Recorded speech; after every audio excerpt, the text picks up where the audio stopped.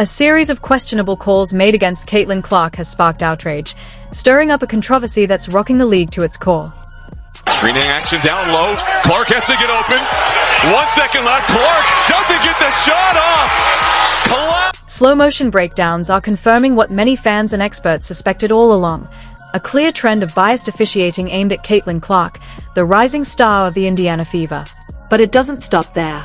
The scandal has WNBA Commissioner Cathy Engelbert scrambling, amid whispers that NBA Commissioner Adam Silver has run out of patience and may be ready to make bold moves. Could Engelbert's handling of this crisis end up costing her the commissioner's seat? Stay tuned, this saga is only getting wilder, and the truth might just leave you stunned. Clark gets it. She's got time. Cloud defending. Clark trying to create some airspace. Long three at the horn. Oh! Caitlin Clark rising from the ashes here in the third quarter. Picture this. The Indiana Fever go head-to-head with the Atlanta Dream in a nail-biting 91-90 defeat. On the stat sheet, it looked like a showcase of pure talent, with Caitlin Clark, Aaliyah Boston, and Kelsey Mitchell combining for a powerhouse performance. Clark alone put up 27 points, 11 assists, and 5 rebounds, tying Courtney Vandersloot's record for the most 20-point, 10-assist games in WNBA history. The wild part? Clark matched that feat in just 42 games, compared to Vandersloot's 400-plus. She also became the 4th fastest player ever to hit 800 career points. By all accounts, this should have been a night remembered for Clark's historic achievements. But instead of celebration, the spotlight has shifted. A viral video breakdown is making waves, exposing something much darker, a consistent pattern of officiating that appears to be working against Clark.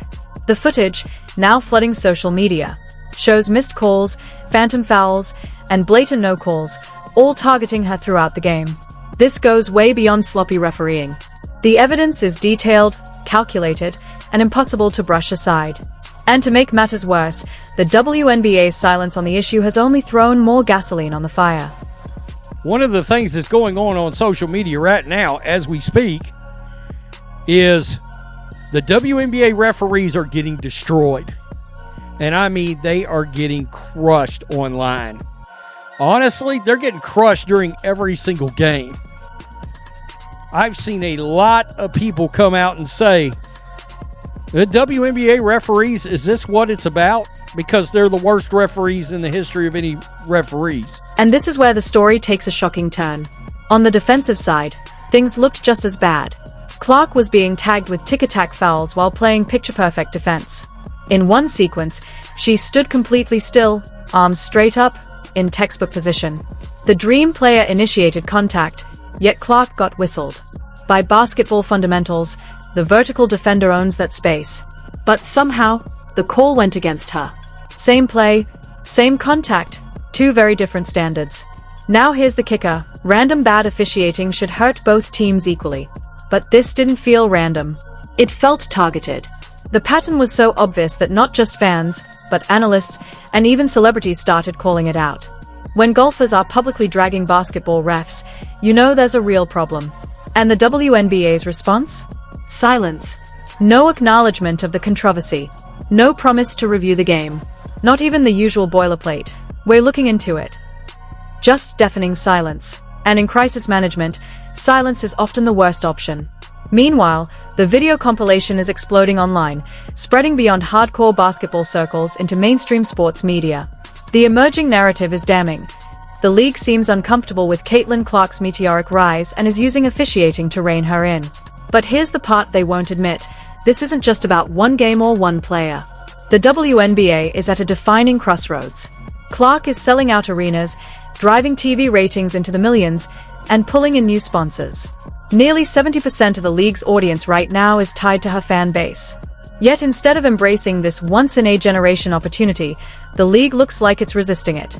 Why? Theories range from old-school gatekeeping, the idea that a young star has to earn her calls, to something far more calculated, a deliberate effort to manage Clark's impact through officiating. That might sound far-fetched, until you consider recent events. There's been an uneasy undercurrent in how the league treats Clark's popularity, almost as if some insiders resent that one player has become bigger than the collective. And then came the bombshell. A hot MIC moment during a broadcast revealed analysts were being handed talking points on how to frame Clark's coverage, with explicit instructions to balance it out. That wasn't speculation. It happened live, on air. If the league is willing to shape media narratives around Clark, is it really such a stretch to think officiating might also be part of the management strategy? The footage suggests exactly that, raising real questions about the league's integrity. At the center of it all is Commissioner Cathy Engelbert. Her leadership, or lack of it, is under heavy fire. Meanwhile, sources say NBA Commissioner Adam Silver is watching closely, and his patience is wearing thin. With the WNBA operating under the NBA's umbrella, Silver has every reason to care. His brand is built on steady leadership, growth, and protecting the game's credibility. But while he's known for navigating controversy with care, Engelbert looks like she's fumbling the WNBA's biggest opportunity in decades. You know what's funny about the commissioner of the WNBA? She successfully pisses off everybody. Regardless of which side you're on, it seems like she's either getting called a racist, but at the same time trying to prop up players that clearly are not in the same marketable lane. And the ending is even more shocking. Engelbert's handling of a completely separate controversy has only poured gasoline on the fire. The league launched an investigation into unverified claims that Indiana Fever fans made racist monkey noises toward Angel Reese during a game against the Chicago Sky. But here's the problem. There was no video, no audio, and the allegations came from a single social media account that has since been locked. The so-called monkey noises? They were traced back to a YouTuber's laugh track. Even the Sky's own coach, a former Indiana staffer, confirmed he heard nothing inappropriate. Despite all this, the WNBA pressed forward with a full-scale investigation, offering no timeline and leaving Indiana's fan base under a cloud of suspicion. The contrast is staggering. Engelbert fast-tracks an inquiry into baseless accusations, yet the league has stayed silent on very real threats made against players like Caitlin Clark, Sophie Cunningham, and Lexi Hull, including disturbing posts showing bullseye targets drawn over them. That selective outrage isn't just puzzling, it's damaging.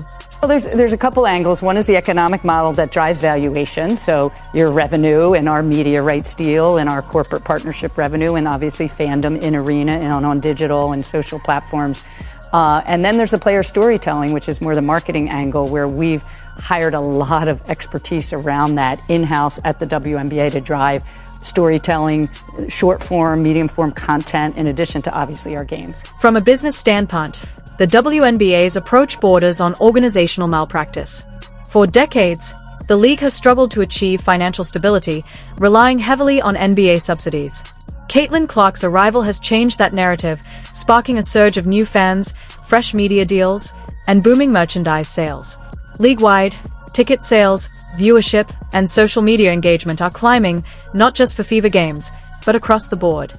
Clark's popularity is a rising tide, lifting the visibility of stars like AJA Wilson, Brianna Stewart, and Sabrina Ionescu to new audiences. So why does it feel like the league is clashing with its most valuable asset? That Fever dream matchup should have been a celebration of high-level basketball. Instead, one analyst summed it up bluntly. The game was painful to watch because of the inconsistent whistles. Constant fouls killed the flow, dragging the action to a halt and undermining the athleticism fans tuned in for. Worse, when those calls skew against Clark, tick-attack fouls on defense, blatant no-calls on offense, it leaves a bad impression on new viewers. For casual fans, the takeaway becomes, this game feels rigged. And that's the last narrative any league should want, especially one fighting to turn newcomers into long-term supporters. The other thing they're trying to speak into existence is 6 or 7 players averaging double figures. They believe it. Backdoor. And this is where things go completely off the rails. The WNBA's investigation into Fever fans doesn't just miss the mark. It risks alienating the very supporters fueling the league's growth. These are the people buying tickets, jerseys, and subscriptions, helping transform the league from a financial drain into a product with real momentum. Yet Engelbert's response was to treat them like suspects in a hate crime probe built on a hoax. There's even chatter about yanking the All-Star game from Indianapolis as punishment for something that never happened. Imagine that explanation. Hey Adam, we're moving the All-Star game because of a fake tweet. That's the type of blunder that ends careers. What makes it even more glaring is Clark's professionalism. Despite the physical play, the missed whistles, and the league's apparent hesitation to embrace her, she never lashes out. No arguments with refs. No tantrums. No excuses at the MIC. She just delivers elite basketball night after night, letting her game do the talking. Her teammates, Aaliyah Boston and Kelsey Mitchell, have started voicing frustration about the treatment, but Clark herself stays composed. That composure only sharpens the injustice. Because here's the real danger. When a record-breaking star keeps getting hacked without calls, it doesn't just look unfair, it puts her health at risk. Defenders learn quickly that they can get away with being overly physical, and that's a recipe for injury. The WNBA can't afford its biggest draw sidelined by reckless contact.